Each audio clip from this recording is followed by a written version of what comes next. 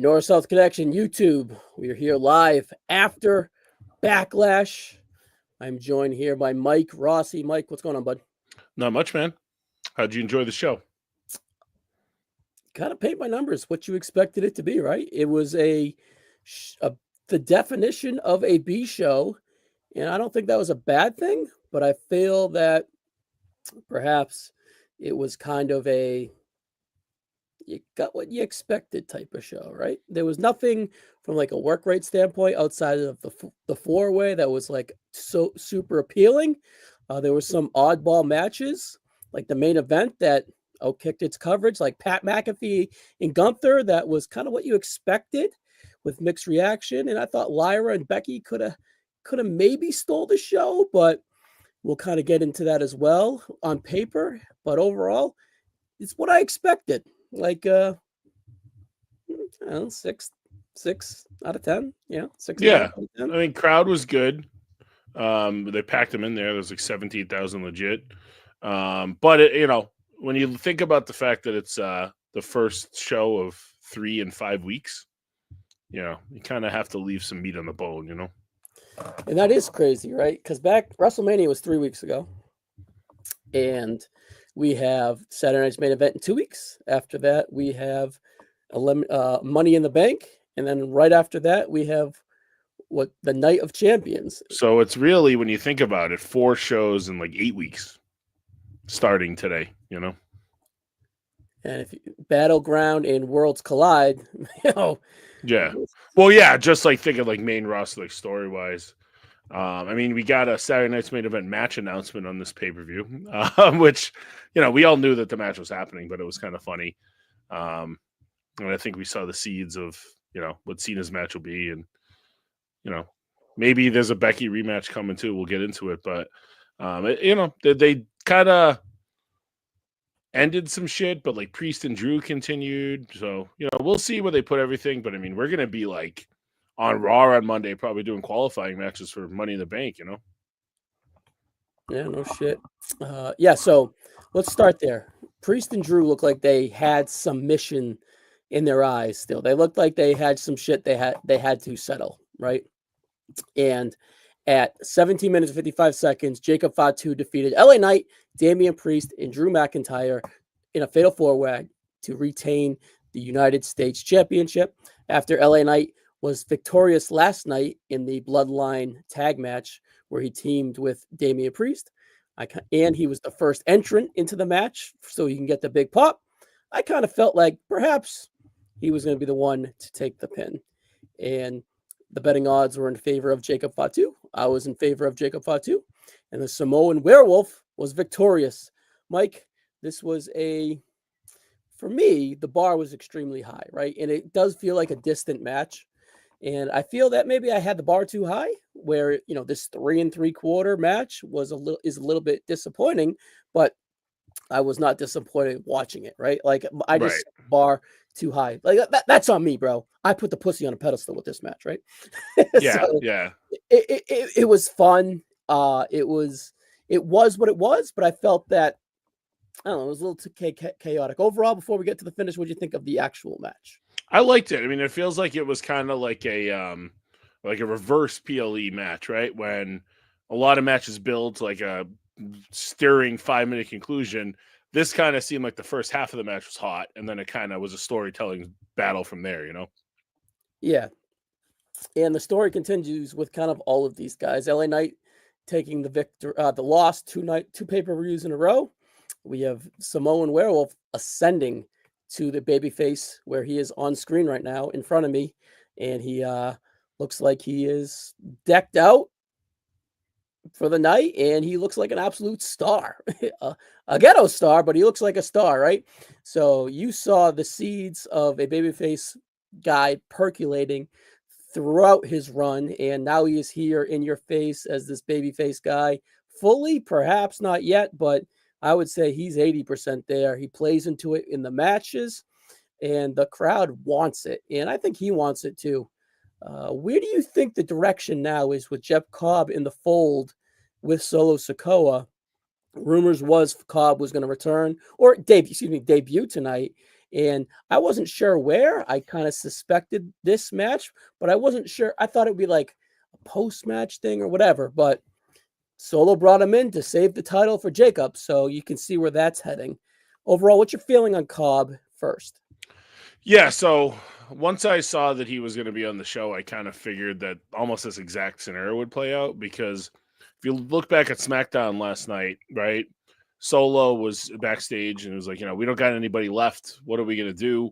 And Fatu was like, don't worry about it. I got this. And then Solo brings Cobb in to obviously help Jacob. But there was dissension kind of from the jump, right? Like, Fatu didn't want that. He looked confused. He took advantage of it, got the win, but he didn't look happy about it. He looked conflicted.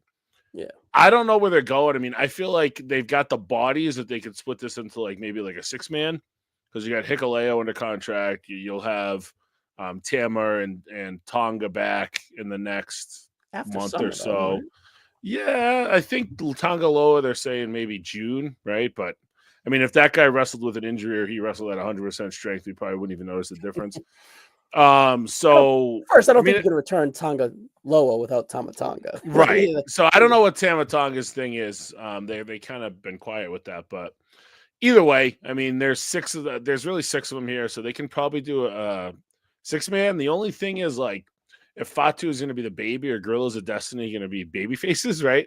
That kind of seems like jamming a circle into a square peg. So I don't know. I mean, it feels like doing that is like rehashing the bloodline at like the most C of C levels. And I will say, excited to hear when they signed Jeff Cobb, but standing next to Solo, I didn't see a star. No, he's my height. Right. And you're in better shape than him. Perhaps, yeah, absolutely, right? So, I don't know. Sure, it was a menacing first impression, but I don't know if it was like an impressive first impression. Was the presentation? Here's the thing: if it was Vince and he debuts like that, Vince is like, no way. Right. Change of plans, pal. A 42-year-old guy with a pot belly. We've been there, done that. This isn't 1980. This isn't Rusty Brooks, right? You know what I mean? So, and he didn't look that bad, but no, it's just small and like. But even though he's small, it shouldn't take much for him to like look better than Solo. It's just another one. So I don't know. It's going to be weird how they piece this all together. I mean, obviously the match that they're setting up is, you got 2 of them because you've got Cobb, Fatu, and you've got Solo Fatu, obviously, at some point. How they do that, I don't know. I mean, honestly, the Samoan werewolf should become like a lone wolf, I think. I think that fits what he's doing more so. But I mean, is it going to be like a 5-on-1? Like, how is that going to break down? Maybe it's simplistic. It's just 2-on-1, and that's where it goes. And, Cobb's kind of there as a sacrificial lamb at the end of the day, Yeah, it's really just to kind of give Solo equal footing, right? So I guess that works. All right. Drew McIntyre was checked out backstage after this match. Word has come out from PW Insider that Drew is pretty much in concussion protocol, maybe would be the best way to put it, being evaluated. And it seemed like they were a bit concerned about this one. So I'm not sure how to take it. Of course, it could be kayfabe, but he did take a nasty looking spill, bump, however you want to take it. That South of Heavens. He missed the table, missed the crash pad, missed everything but the concrete floor. That looked like it was bad, and that's the last that we saw of him too, of this night. So I hope he's all right. I assume that 2025 has a big year in store for him. I hope he is all right. And they did note that Priest, Drew, and Cena are the only 3 superstars on all PLEs so far this year. Coincidence they mention that? I'm not sure, but I think it's like a cool feather in Drew's cap if he were to do that. So if the plan is that, then I hope that doesn't alter this in any way whatsoever. I hope he's all right. I think he's coming off a career year, and I think he was kind of heading toward another summer where he could kind of rival that last year. So we'll see. I hope Priest is all right. Or excuse me, Drew. I hope Drew's all right. Yeah, it was a pretty gnarly bump. Two big bastards, and they probably overshot a little bit. Yeah. I don't think it's anybody's fault per se. I mean, but I will say the first thing that I noticed even when they were standing up on the top of that, whatever it was, electrical unit, it felt like they didn't really have padding underneath the tables, right? It just felt like three tables, It was like a ground. cloth underneath it, or Right. like Normally that's like a fucking crash pad, you know? It wasn't that. And it's unfortunate that for once they didn't do that because they needed it here.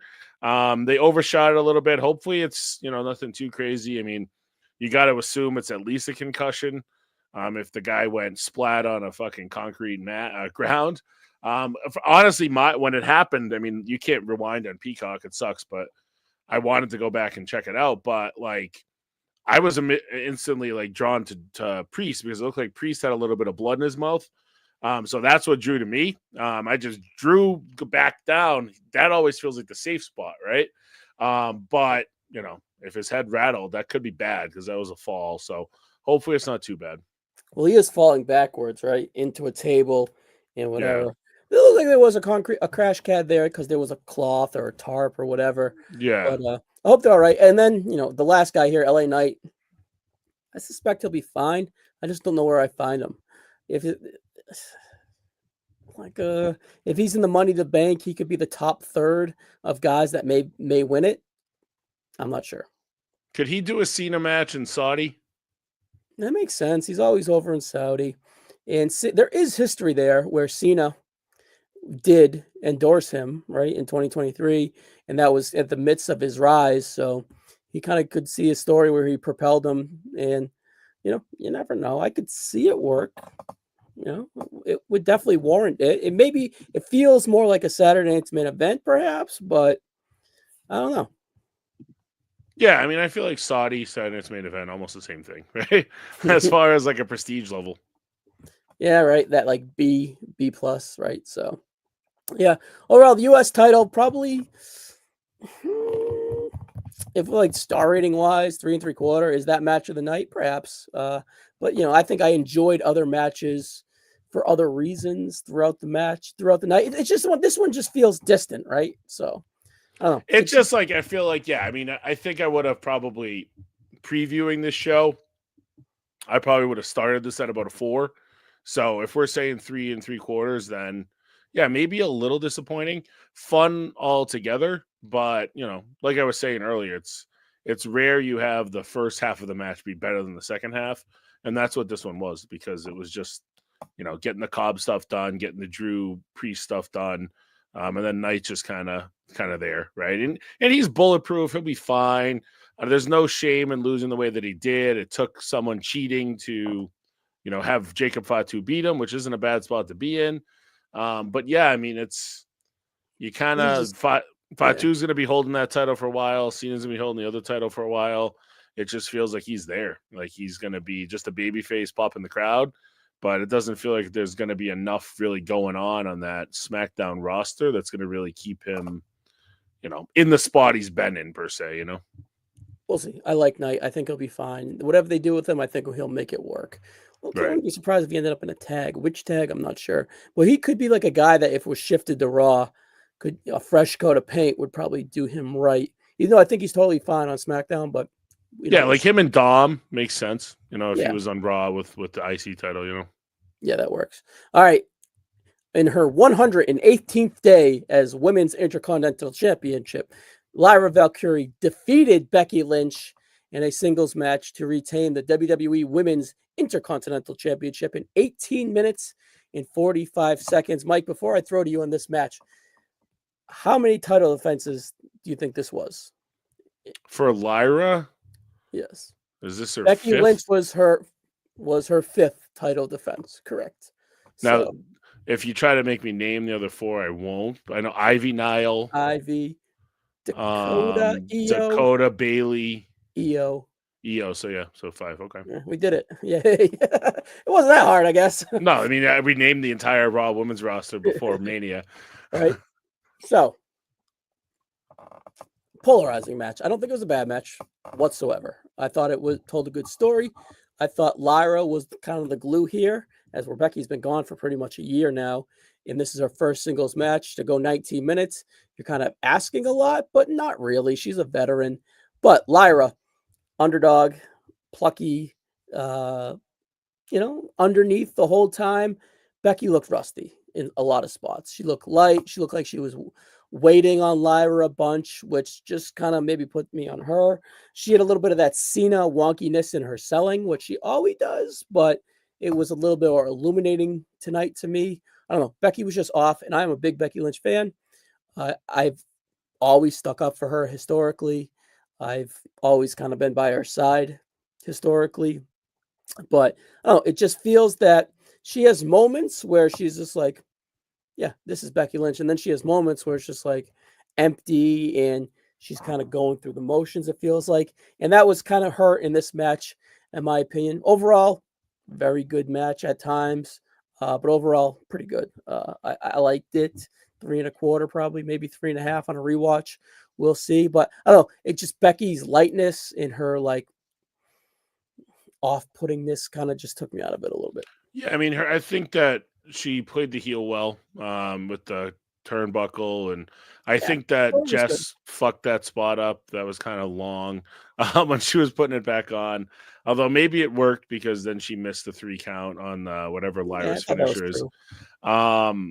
Manhandle slam, get kicked out of twice. I feel like that has been kind of protected. So I don't know if Becky's going to end up going, full blown back to the disarmer if she comes up with something new now. I mean, it's basically a rock bottom, right? But it has been one that was protected. I mean, at Mania, Liv didn't kick out of it, right? No, was it Liv or Raquel? It was the win on Liv. Yeah, so it was 1, and it was 8 minutes in, and Liv is much more protected than Lyra has been. So kind of surprised with that. But all in all, I think Lyra, crowd was behind her. I think this is the most that I've heard a crowd behind Lyra. And again, this was a hot PLE crowd and, a historically good wrestling city in St. Louis, right? Yeah. But I mean, she had a better reaction. They were singing her song right when it started, which doesn't always happen. I think back at her Rumble entrance, and it was like, people didn't care. But it's different now. So whatever they did at Mania has helped. Having Becky turn on her, and obviously that just based off who she had been wrestling on Raws. Obviously, this is a big step up for her and like star power, right? Other than EO, obviously, but crowd's getting there with her, and I think that she's done really good work in this reign. So I've been hoping that the crowd would come around on her because I think she deserves it. I still kind of feel like this is maybe her ceiling, like being like a mid-card champion, but that's not a bad thing. So I was impressed by Lyra. The finish surprised me because I thought that this felt like an opportunity for them to throw Becky's name on that title as the second holder. But they can still do that, right? That just might not have been done now. Or they go away from it and then maybe Bayley returns and costs her in their next match. So then Lyra can continue to say that Becky's never beat her. There's a lot of fun ways that they could actually go with this coming out of it. I thought that the post-match angle worked. I don't know if Lyra legit had a nose injury. She was holding it like she did on the finish, and I kind of didn't feel like it was the finish because of that, right? So hopefully she's all right. But all in all, I think that it was better than their first match in NXT. It's a pretty good match, though. Yeah, maybe long, maybe a little too long, but end of the day, they had the crowd. I think it was fine. It just felt long because of the circumstance of it all. Right, but, right. I think Becky. You could see parts of this match where Becky was good, tight, and into it, right? So I feel that it's like her gear's all black. Is she too plain? It feels like Becky just needs a little. I don't want to go full-time Beck here, but she needs a little refresh, yeah. Oof. Maybe she needs to win the title back before that happens, Yeah, Becky needs a little color in her life here, right? I don't know what it is. I don't know. It just feels like it's just off a hair. But overall, I think it was successful. And I like the post-match with the beatdown too as well. How about Lyra's husband getting some camera time there too, or her fiance, whatever. Hey, all you people out there, you got your shot. That was just you just got to meet them when they're before they're famous, right? Yeah, all they can say is no. That should give you all irrational confidence out there to chase your dreams. Right That there. dude definitely runs like a Discord, right? Right. Very Vixens fan light. Right. Or that'd be a good day for him, right? But anyways, Oh, that's a great day for Bix. yeah. All right. But overall, I wouldn't hate seeing this match in a rematch, but I feel that that's not their best match, right? So we'll see. Yeah, we'll see how the Bailey integration comes back because that's obviously going to happen.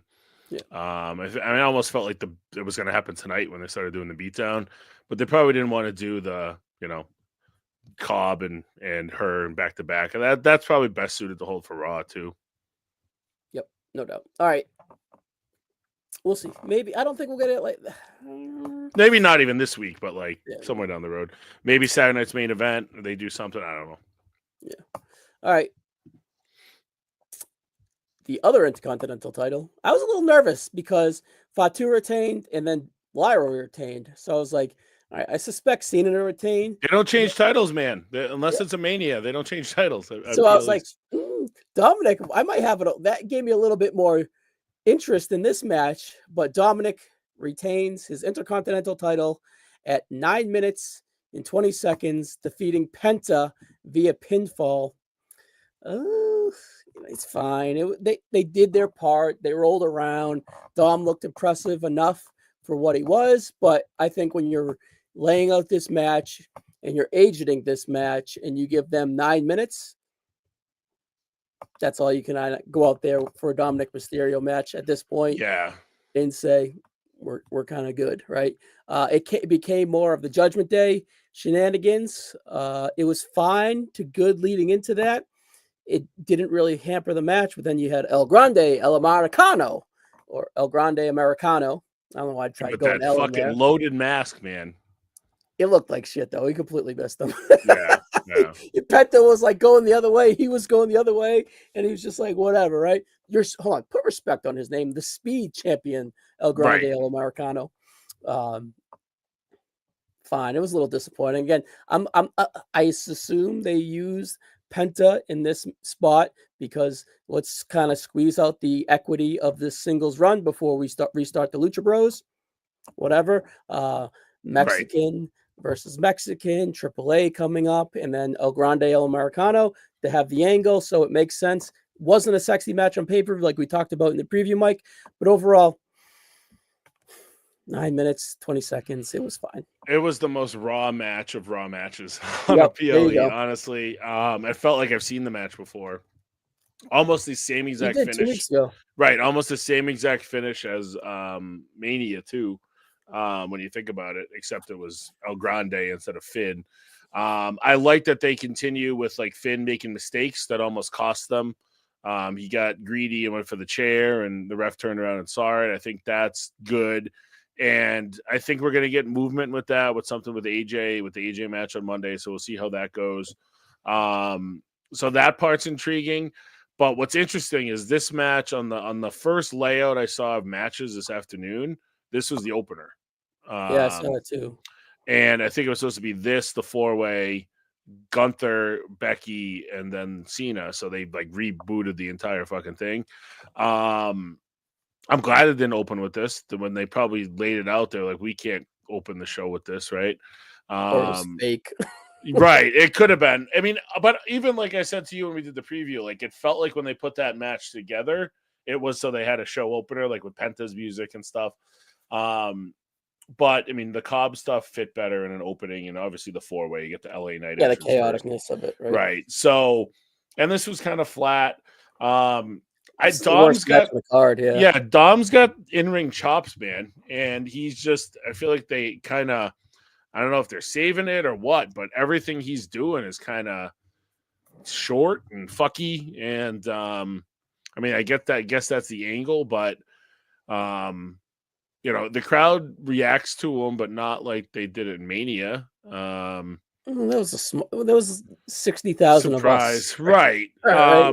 But just I don't know. I mean, and he's missing Liv, which hurts the presentation, right? Absolutely does.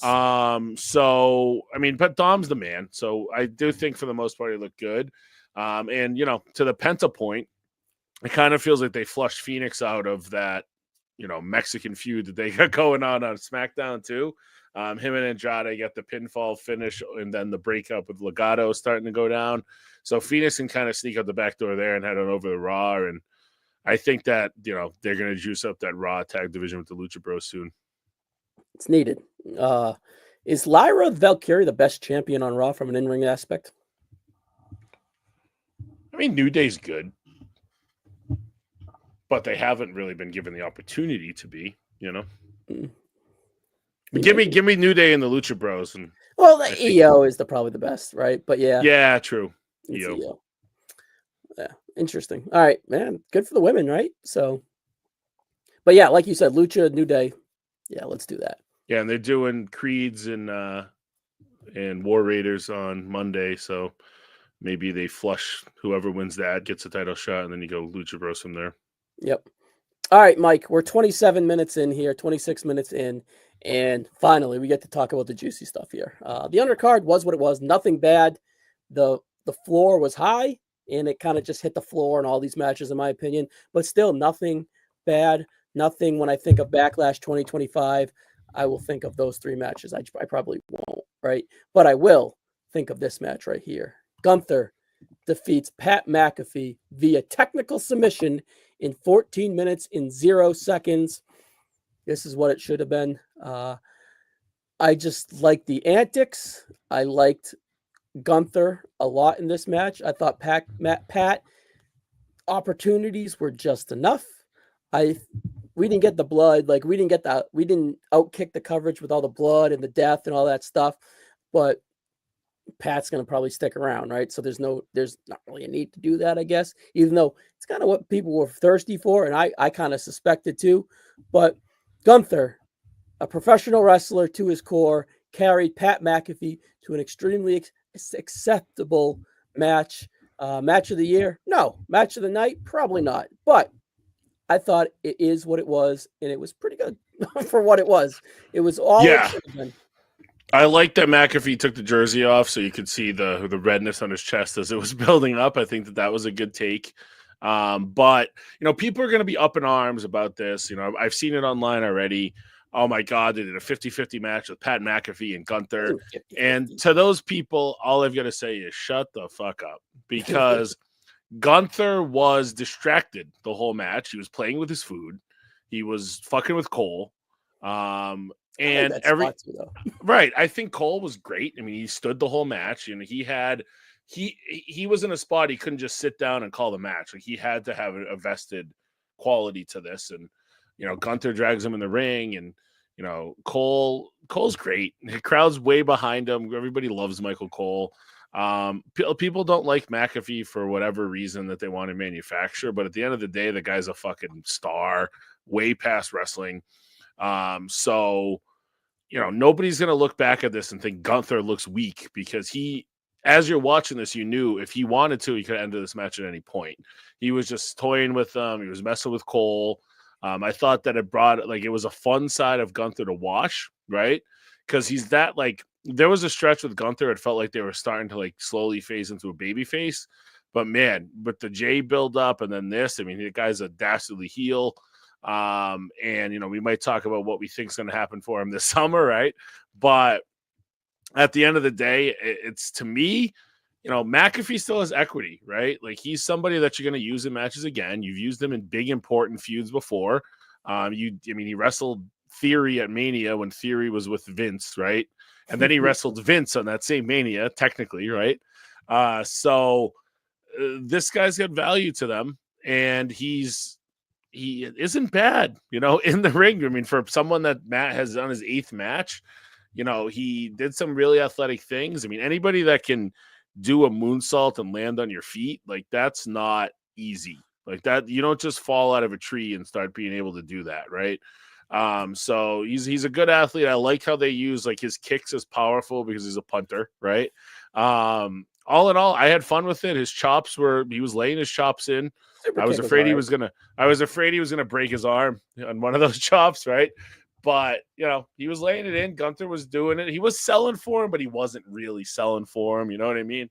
So to me, if you're looking at this match and you're upset that they went 50-50, it was They didn't, though. Well, they didn't really, but like if people are saying that, right? It was really like 80-20, but it like, the one part he got 3 pinfall attempts. He got an instant kick out. Yeah. He got Cole holding the legs for they're manufacturing drama. So the layout was great. I love that spot where Cole holding the leg. I was like, no, they're not really. And it was great. And then they had like a 2.1 kick out. And I'm like, all right. The Cole kick out was very well done. Yes. They did have me for every bit of those 2 seconds. Like I could see like Pat's stuff looked all right. Working with the kick, sure, he's a punter, silly, but it works to an extent. But it makes sense. I felt right? Like Gunther looked like a star, felt like a star, and is a star. It's a good comeback after WrestleMania.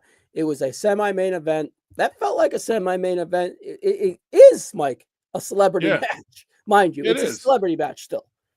So Gunther, professional to his T, made it work, and I thought it totally outkicked what it should have been. They were searching to kick it inside the 20, and I think they got it to the 10. I mean, I want to know who produced this because I think they did a good job. The layout was strong. I mean, the only time McAfee fucked up was when he was trying to do that springboard and he almost killed himself. He's not a wrestler. But again, Cole sold that so well. He's like, that shows the experience. Like, didn't miss a beat. And McAfee sold it so well. He was up instantly, and he was just like, without a beat, I'm back on my toes. And it played into the nervousness. It was early in the match. I don't even. Yes, was it a botch? Sure, but it fit. It fit, and they played it up well. Gunther like laughing at him when it happened, I thought was great. Gunther's the fucking man. He really gets it. I mean, I was thinking about this when Gunther was walking to the ring. I was like, imagine like when Fat Walter in like 2019. Imagine if we said, hey, in 5-6 years, this guy's going to be wrestling Pat McAfee on a fucking WWE pay-per-view. I would have punched you in the face if you said that, right? But here we are. And what I appreciate about Gunther is he's somebody that, again, going back to that 2019 phase, like I think I saw him as like an elitist. Like I saw him as somebody that might not be into matches like this. Maybe he'll never do them. But the guy takes everything with stride. He makes the most out of every opportunity in front of him. He probably took this as a challenge. It wasn't an easy match for him. After Mania wasn't an easy build for him, right? The guy seems like he does everything the company asks him to do, and he's not going anywhere. I mean, the guy's been booked incredible for the last couple of years. His only major losses have been to fucking Cody Rhodes and 2 guys that were built as their biggest baby faces basically at WrestleManias. So the guy's such an asset to the company. I think he proved it again tonight. And, McAfee can go back to commentary on Monday and, Gunther can go into what's next and they can continue on with the show. Like, it is what it is. All right. So the handshake afterwards. Obviously, it was kind of like respect, but not really, Obviously, it was scripted. What does it mean? Nothing. Like, I think you gave me more than I expected. Yeah. That's what I saw it as. And like, fuck off, Cole, Is it like you guys like I saw it as like, hey, I tried to bully you guys, but you guys didn't let me, Will it be like, all right, I will be a babyface by the end of the year, or what do you take out of it? Like, I don't know. It felt kind of super organic to me. Like, I thought it was planned. It was on purpose. Right. It was definitely planned, but it felt organic. It felt like Gunther was like, "Oh, I didn't expect this out of you." But I mean, it wasn't like he hugged them. It was no big deal. I mean, if we get the Goldberg match, like everybody's expecting, we'll forget that this match even happened. Goldberg ain't going 14 minutes and 8 seconds. I'll tell you that. No. And he's not going to hit it. I don't think he's going to get Gunther up for a jackhammer either. All right. 27 minutes and 50 seconds, Mike.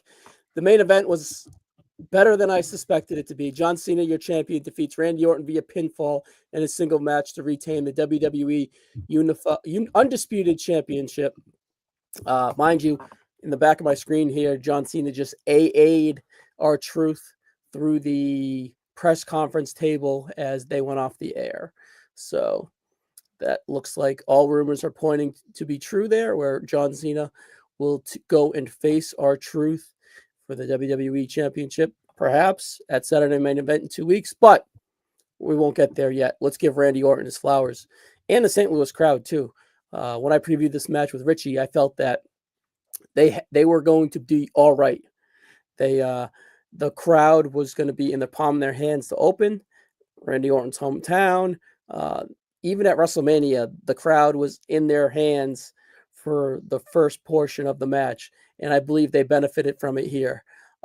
Rossi, I'm coming off watching 10 John Cena versus Randy Orton pay-per-view matches in 2 days. And I watched you guys talk about it too. So to get ready for our countdown, right? So I was very familiar with these guys' form, with like these guys' sequence, what these guys were up to. I was very familiar with it. I was less nervous tonight than I was at WrestleMania. Was it you that I texted? Might have been Snowgirl, the probably wrong guys, where I texted the group and I was like, I'm nervous heading into the Cody match. I just felt like it was going to stay. Right. And this one, I was optimistic. I was like, I think it's going to be pretty good. Watching all these matches back to back to back to back, I felt that it can't miss. They're going to have the crowd. He's a consummate pro. He's going to want to go out there and kind of prove something, even though he's trying to ruin wrestling, but he's really not. I felt that he was going to have his working shoes on. We're distant from Dwayne, and Travis Scott and all that bullshit that they fucking had booked. These guys have very professional wrestling matches, and they had one tonight. It was very Attitude Era-ish with all the run-ins, the knockdowns, all the chaos. But these guys are at the at the tail end of 40, starting with 50. I thought it was everything it should be. And did I love it? I'm not going to go like match of the year, but I loved what it was, and I thought they did an excellent job. Two consummate professionals. Mike, what'd you think of this match? So what I was thinking right away when they were about 15 minutes in and they were like having a very good match, in my opinion, I was thinking about, okay, what's the disconnect between this and the Cody match? I think it was just these two guys are like running at the same speed right now, right? Where Cody's, used to having these faster paced matches, and also the crowd helps because at Mania it was kind of a weird, like splitish crowd, right? There was no split in this crowd, right? This crowd wanted Orton. This crowd wanted to boo Cena. You felt it from the jump. And everything that these guys did, like, it felt like this was a perfect match for like John Cena to kind of find his footing again, because he has such a good history with Randy. It just seems like these two guys, it's like riding a bike. These guys didn't have to go through like a choreographed match. They didn't have to talk about it too much. They just had to go out and do their thing and plan their spots at the finish, right? Tons of RKOs, tons of AAs. The ref knockdowns were good. I mean, we're going to get this shit in the Cena matches all year. Yep. It's part of the gimmick, guys. He's trying to ruin wrestling, right? So, but this match was good. I mean, I think this was pretty far and away match of the night. Probably, right? And all in all, it was they had me. I mean, I didn't think they were going to go more than 20 minutes. They went 27, which doesn't feel like a big difference, but it is. That's a big difference. It didn't feel 27. I'll give him that. It did. It flowed. And the only reason I knew it was like pushing a half hour was because I looked at my phone like right around when the bell rang and it was 9:15. Crowd was good. I think Cole continues to be great with Cena matches, like why John, shit like that. They kept teasing the punt, but we never really like full blown got it, which obviously is good because that should be protected. So I think they did really good. And Ryan, do you want to throw that comment up that we got? Yeah, I was gonna wait until you ended because I have a thought on that. So the lack of Travis Scott, made Cena Orton a whole lot better. Motherfucker, I thought when the second ref got knocked down that we were going to get Travis Scott in a ref shirt. It literally crossed my mind. And honestly, I wouldn't have hated it because it would have fit the story, right? But we did get a rapper. we did. We did get a rapper. And his name had other plans. K-Quick, baby. Yep. All right, drop down my cup. Yeah, we did get another rapper, and his name was R-Truth. The tail end of this, Randy was going for that punt. And then first of all, the cruiserweight division in the mid-2000s took a beating in this match. They did. Jamie Noble, Daivari, fucking Petey Williams, all of them. Dude, when Daivari sold it like a fucking champ, and then the Hurricane looked great. And then like Noble looked like, I don't want to do this, and then he went and did it anyways. Jumped right into it. Yeah. And he's probably taken the most out of all of those guys because he was running with Rollins for so long, you know? Yeah. And we had the Aldis thing. I definitely think we're getting Aldis this year. I think now definitely, yeah. So I think we're definitely going to get that, and I think that's a great spot for Orton needs it. Honestly, Orton didn't need it at Mania. He probably needs it now because he lost to Cena. Perfect. Right. Randy was perfect for Orton. Right. Yeah. So yes, then we have R-Truth running in with the big stop sign of the punt. Stop! What are you doing? Don't punt him. That's John Cena. And then it's just RKO. Like, what are you doing, stupid? And then catches him, belt shot, nut shot. It's over. I don't mind that being John Cena's crutch. Like, I was a little nervous that we were going to get the whole shebang of fucking boring nonsense. Cena had his working boots on today. Cena was, for 50-year-old Cena, he was kind of in his element, in his groove. But really, this reminded me of the Gunther match, pacing-wise, right? With John Cena for Randy Orton. Orton was able to kind of find his rhythm and lead this match with John, and it just fit like a glove, man. This is a showcase for how great Randy Orton really is. Not that John didn't perform well. John was just as great. But, for Randy Orton to 6 months ago have a great, fantastic, same pace match with Gunther, but it was a different style. And then later on here, having that same match with Orton and Cena, just the guy's a fucking pro, dude. Unreal. Pros pro. Complete pros pro. The psychology of a match with Randy Orton's never going to be a problem. Guy just gets it. Guy puts matches together, probably calls shit on the fly as good as anybody. That AA into an RKO, it didn't look like perfectly clean. Like, it didn't look like a perfect RKO, but it shouldn't. Like, that's such a wonky move. And I thought it was better than when they did it through the table however many years ago. Because it just, like, even Cole was like, what the hell just happened? It was like they both, and it was one of those that they sold kind of like that table spot years ago that, they both fall down, they both sell it because they kind of both took their moves at the same time, So I thought that these guys really got hot and kind of worked. And I mean, Cena, I didn't think we were going to get a match 28 minutes that kept me entertained with Cena for maybe the bulk of this run. But they did it. And back to the belt spot, there's a day that someone's going to kick out of that, right? And that's probably going to be when Cena loses the title. So that's going to keep happening. And there's eventually, I mean, I don't think that he's going to need to do that against R-Truth. Let's make that abundantly clear. But you should murder R-Truth. Right. That should be like a 4-minute squash. And if they do it on Saturday night's main event, that's fine. I mean, that'll come off cool and it makes Cena look like a badass. But all in all, I thought that it worked well. And I mean, R-Truth to finish, blah, blah, blah, but at the end of the day, who gives a shit? It makes sense. R-Truth's been talking about John Cena for a decade now. So, and they did that cool thing on SmackDown. Like, was it last week when he told Orton that Cena was going to kick his ass or whatever? The last 2 weeks. Right? Yeah. So it all fit. The story was good.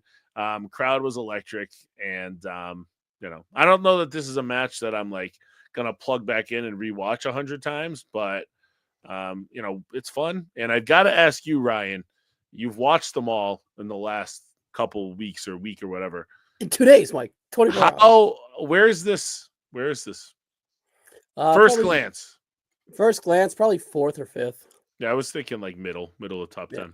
Top middle though. Like I don't know, man. It might grow on me. I really liked it. I liked the layout. I thought Orton was a star in the whole match, and I don't like Cena's wonkiness didn't really shine. The contrivedness of the ref stuff played into everything and didn't really bother me whatsoever. The only thing that really bothered me was the R-Truth stuff, but Cena needed an out, right? And it played into that as well. It's probably, and you've got 2 weeks. Yeah. You've got 2 weeks till that match. Cena's probably not going to be on both SmackDowns. He'll probably be on one of the two. I don't think he's on So, any, honestly, Mike. yeah, so there you go. So Aldis can make the match, and Truth can cut a promo, and then there we are.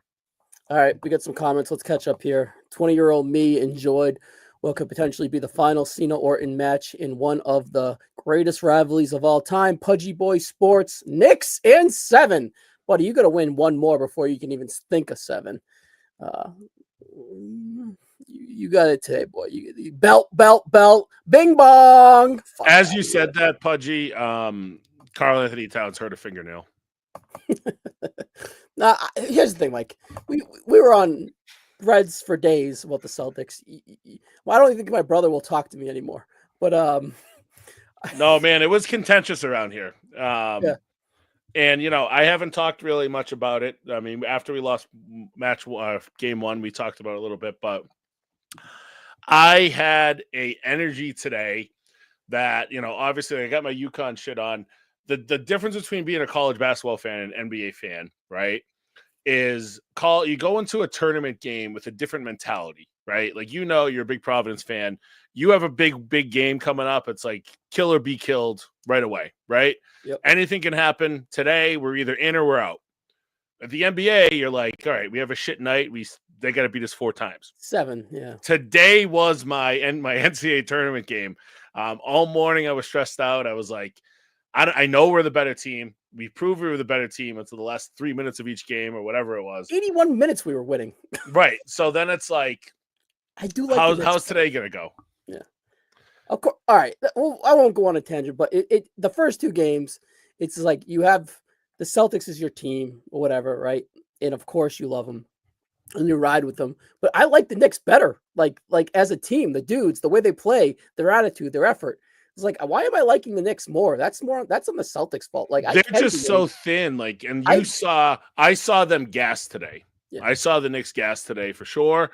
And rightfully so. These guys play 40 minutes a night all season. Like, Tibbs is a lunatic. I mean, they're foul baiting. They're trying to do whatever they can.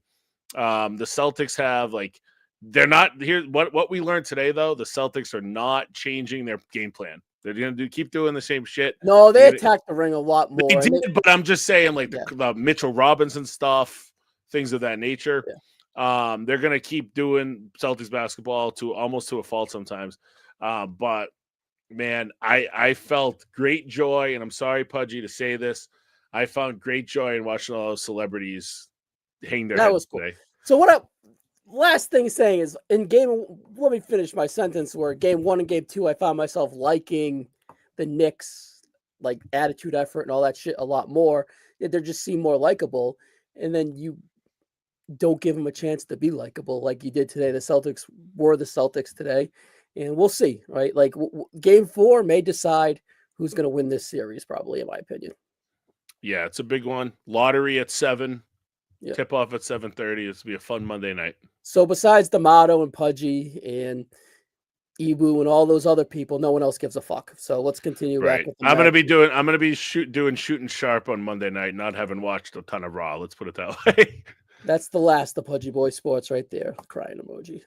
All right. Crazy Shark 8000 here again. I'll laugh if he doesn't does the nut shot, belt shot combo to Truth just to be a dick. And honestly, what if that's the match? Right. Ref gets knocked down, nut shot, new ref match. Yeah, just that's the match. Like 4 minutes. Boom. It's like Hulk Hogan, Nikolai Volkov at the May 8, 1985. Well, that was Orton or whatever the fucking the October 85 Saturday Night's Main Event. It was a 4-minute pretty much squash. That's what this should be, right? But overall, I thought tonight was a very successful night for Backlash, especially the main event. I felt that everyone kind of met their ceiling, and none of them even, like, the floors were so high that, like, the ceiling wasn't super high to hit besides the main event. But I felt that they kind of delivered what it should be. It wasn't the most sexiest card on paper, but I'm happy for everyone. Like, at the end of the night at WrestleMania, I was pissed what we got for night 2 main event. Tonight, I was like, we got what we should have done. Gunther was probably maybe a little bit more fun than it kind of should have been or was going to be. Lyra, Becky was what it was. Probably their best match will be the next one. And Dom, I'm done with the Penta story. Let's move on. The four-way kind of gave us four different directions coming out of it, perhaps, too. And the main event, an all-time feud for Cena, an all-time feud in company history, perhaps. Watching my 11th pay-per-view match in a row, I wanted it to keep going, and that says a lot to them guys, right? I didn't feel like, oh, this should end. I felt like they got plenty more juice if they want to stick around here, and it was pretty good. I will rewatch it for what all the bullshit that I do, and I'm curious what I'll give it, but I feel like nothing less than 3.5. I thought it was very good. Right, and I think it's probably closer to 4 than 3.5. Yeah, and right? that's just first glance. Like I will rewatch it.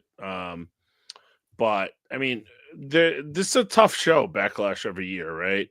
Because I mean, this year it was 3 weeks after Mania because Mania was later, and then now There's you've so got the much on the set. horizon. Right, you've got fucking next 7 weeks. There's 3 more shows, so there's a lot of intrigue coming out of this, and then also the stuff that doesn't have intrigue, you kind of flushed out, right? Like now McAfee can go back to the commentary table, and Gunther can go back to whatever. Penta can wait for Phoenix to come over, and he can Dom can move on to whatever's next, and the Judgment Day is still hanging over the head, and there's changes probably coming to that soon. And Fatu and Cobb is the new thing to look forward to with him. So yeah, I mean, people might be looking down on Pat McAfee, looking at the celebrity side of it, but he delivered. I respect him even more as I feel like he worked hard a for it. celebrity match at the end of the day. Right. And we got R-Truth Cena coming. I mean, who could be mad at that? That's gonna be stinky. It might be all right though. But what I will say, I better get a fucking cigarette out of R-Truth, like their 2011 match. That I better get the In cigarette. England, yeah. That was an incredible spot. Remember that? What? So that was unbelievable. I remember watching that at the center in Worcester. I was hosting like a trivia night or something. And I threw that on. What's your Saturday night's main event card? Is that normally 5 matches? I think it's last time it was 4 in a segment, right? The contract signing with HBK last time. Okay. So, but before that, it was 5. So, I feel that we get the 2 world titles. I think we're going to get an EO match, you would think. Oh, actually, we'll get Tiffany and Nia. Ugh. Yeah. And then, what would EO be? A tag? And they're doing that tag on Raw. I was thinking they that can't tag. do Roxanne. I don't think they won't do Julia on TV. We might not get EO. I don't think we'll get EO. Maybe we'll get a Lyra rematch. So here's a fun idea. What if they fill their Money in the Bank over the next week and a half, and then at Saturday night's main event they do like a 6-man with like whoever's in it, like heels against like the baby the Raw faces. 3 versus the SmackDown 3. Yeah, or like the heels, just do the heels and baby faces either way, and you could do that with probably the men, but maybe even the women. Like do it the women instead if you want to go 2 and 2. Old school battle royal. They had 5 people qualify. Yeah. Already. Oh, that's the other thing is you could do like a last chance qualifier for Money in the Bank on that show too, and do like a fun.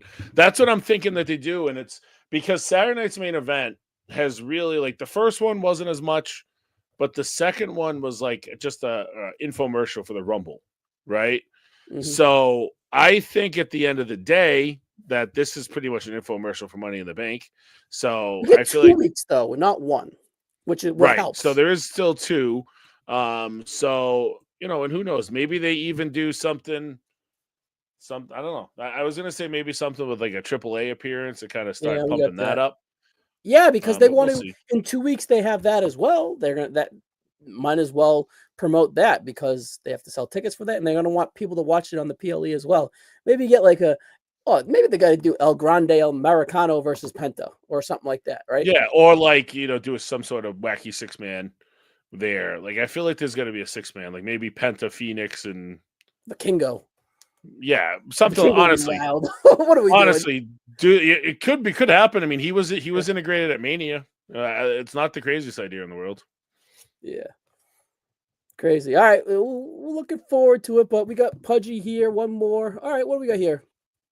Logan over Jay is as bad as Nixon. Yeah, that's right. Who's Crazy Shark, man? Crazy Shark, you're my guy, buddy. Who is this guy? You know, Mike? I like Crazy Shark. Crazy Shark, I don't know.